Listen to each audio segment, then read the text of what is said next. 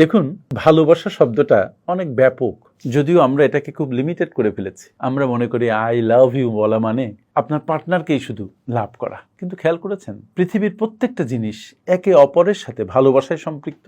ঈশ্বরের আমাদের প্রতি ভালোবাসা, প্রত্যেক জীবের প্রতি ভালোবাসা, আপনার প্রতি অন্যের ভালোবাসা, অন্যের প্রতি আপনার ভালোবাসা। কিন্তু একটা জিনিস আমরা খুব মিস করে যাই, সেটা হচ্ছে নিজের প্রতি নিজের ভালোবাসা। নিজেকে ভালোবাসা বলতে আমরা স্বার্থপরতা বুঝি। নো, নিজেকে ভালোবাসা বলতে আমরা বুঝি নিজেকে কেয়ার করা, নিজেকে আপডেট করা, নিজের স্বার্থের দিকে, নিজের স্বাস্থ্যের দিকে খেয়াল করা, আপনজনদের কেয়ার করা, নিজের দায়িত্বগুলোকে সঠিকভাবে পালন করা, অন্যের দায়িত্ব সম্পর্কে বোঝা, এবং বিশেষ করে নিজেকে কোনো অন্যায় কাজে প্রবিষ্ট না করানো, সম্পৃক্ত না করানো। আমরা যদি সত্যিকার অর্থে নিজেদেরকে ভালোবাসতে পারি, তাহলে এই পৃথিবী অনেক সুন্দর হয়ে উঠবে। শুধু খেয়াল করতে হবে যেন আমরা শুধু স্বার্থের বেড়াজালে নিজেদেরকে আটকে না ফেলি। স্বার্থের বেড়াজালে যখন আপনি নিজেকে আটকে ফেললেন, তখন আপনি একজন সংকীর্ণ মানুষে পরিণত হলেন। আপনি আর মানুষ থাকলেন না, আপনি আস্তে আস্তে একটা অমানুষে রূপান্তরিত হলেন। সো আপনাকে ভেবে দেখতে হবে যে আপনি কি নিজেকে ভালোবেসে নিজেকে অমানুষে রূপান্তরিত করবেন, নাকি সমাজে বৃহত্তর কল্যাণে নিজেকে ছড়িয়ে দিবেন। চলুন নিজেকে অন্যের প্রয়োজনে, অন্যের কাজে সম্পৃক্ত করি, নিজেকে বিলিয়ে দেই,